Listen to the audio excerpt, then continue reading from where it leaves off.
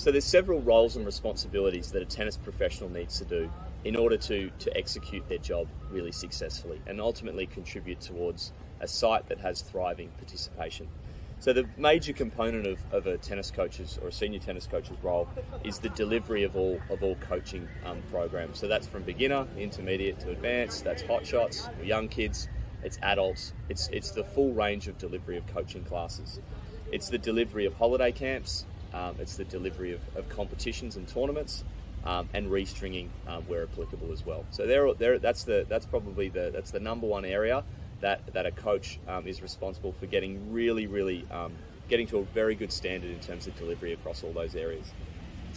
The second part is customer service. So we're always trying to treat our customers with the utmost care and really providing the best service possible to customers. So coaches do need to have those customer service skills in terms of responding to inquiries if they're dealing with their own private lessons. Occasionally handling a bit of feedback from a customer, where sometimes it could be a complaint. We need to have those skills that can be able to respond really well to customers.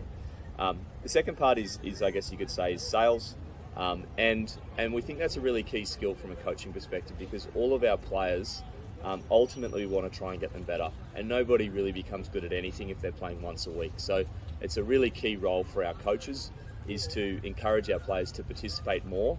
So that they might be doing group coaching. You might encourage them to do private coaching, to do our holiday camps, to do our tournaments and competitions. It's a really key role or key aspect of a coach's role, if they're doing it really well, is to be able to sell those opportunities to their players.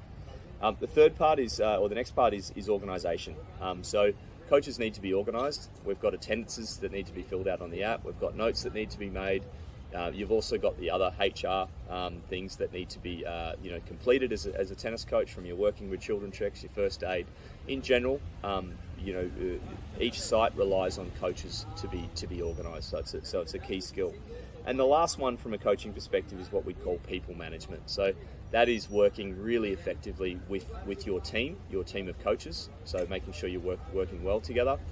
It's working well with your assistant coaches. So you might have young assistant coaches that you've got to lead on the court, and it's also managing up as well, making sure you've got that really good relationship with your manager as well. So they're all the key areas that coaches need to be aware of to perform their roles successfully. And as far as the key metrics that we measure in terms of how well our coaches are doing, I would say retention, player retention is probably at the top of the list there. So that's your retention rate of how many customers you were coaching in the previous term and how many come back. So our great coaches are retaining 90% or more of their customers each term. Our less experienced coaches are a little bit less than that. So it's a really key metric there.